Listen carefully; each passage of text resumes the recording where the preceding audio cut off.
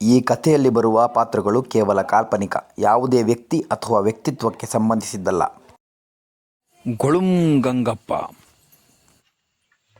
ಅಪ್ಪ ಅಪ್ಪ ಏನಪ್ಪ ಕಂದ? ಇವತ್ತೇನಾಯ್ತು ಗೊತ್ತಾ? ಹ್ಞೂ ಗೊತ್ತು. ಹಂಗಾದ್ರೆ ಹೇಳಲ್ಲ ಬಿಡು. ಗೊತ್ತಿಲ್ಲ ಕಣ, ಹೇಳು.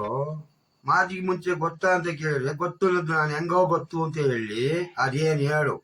ನಾನು ನಮ್ಮ ಫ್ರೆಂಡ್ಸ್ ಎಲ್ಲ ಮಾತಾಡ್ತಾ ನಿಂತಿದ್ವಾ, ಅವಾಗ ಅವರೆಲ್ಲ ಸರ್ಕಾರದಿಂದ ಯಾವ್ಯಾವುದಕ್ಕೆ ಎಷ್ಟೆಷ್ಟು ದುಡ್ಡು ಬರುತ್ತೆ ಅಂತ ಮಾತಾಡ್ತಿದ್ರು. ಹ್ಞೂ, ಏನೇನ್ ಬರುತ್ತಂತೆ? ಅಪ್ಪ, ಗೃಹಲಕ್ಷ್ಮಿ ಬರುತ್ತಂತೆ. ಹ್ಞೂ, ಗೃಹಲಕ್ಷ್ಮಿ. ಟಾಟಾ ಅಗ್ನಿಲಕ್ಷ್ಮಿ ಬರಲ್ವಂತ?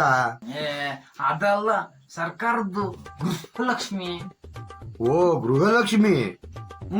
ಅದು ಆಮೇಲೆ ಇನ್ನಂತೂ ಬರ್ತದಂತೆ. ಅದೇ ವಯಸ್ಸಾದ್ರಿಗೆ ಬರುತ್ತಲ್ಲ, ರುದ್ರಾಕ್ಷಿ ಹಣ. ಅದು ರುದ್ರಾಕ್ಷಿ, ಒಣದ್ರಾಕ್ಷಿ, ಕರೆ ದ್ರಾಕ್ಷಿ ಅಲ್ಲ ಕಣೋ, ವೃದ್ಧಾಪಿ ಹಣ. ಅದೇ ಕಣಪ್ಪ, ರುದ್ರಾಕ್ಷಿ. ಸರಿ, ಅದಕ್ಕೇನಾಗ್ಬೇಕೀಗ?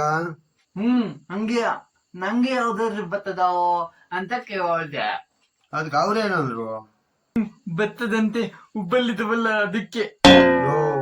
ಹುಬ್ಬಲಿಗೂ ಬರಲ್ಲ, ಗೊಂತಲಿಗೂ ಬರಲ್ಲ. ಯಾರು ಹೇಳಿದ್ದೆ ಈಗ? ಅದೇ ಅಧ್ಯಕ್ಷರು ಗುಳುಂ ಗಂಗಪ್ಪ. ಗುಳುಂ ಗಂಗಪ್ಪ ಅಂತ ಹೆಸರು ಯಾಕೆ ಬಂತು ಗೊತ್ತಾ? ಯಾಕೆ? ಹುಬ್ಬಲಿಗೆ, ಒಕ್ಕಣಿಗೆ, ಒಂಡ್ರಗಣಿಗೆ, ತಲೆ ಕೂದಲು ಬೆಳಗಾಗಿರೋರಿಗೆ ದುಡ್ಡು ಬರಂಗ್ ಮಾಡ್ತೀನಿ ಅಂತ ಹೇಳಿ ದುಡ್ಡು ಇಸ್ಕೊಂಡು ದುಡ್ಡೆಲ್ಲ ಗುಳುಂಗ್ ಮಾಡಿವನೆ.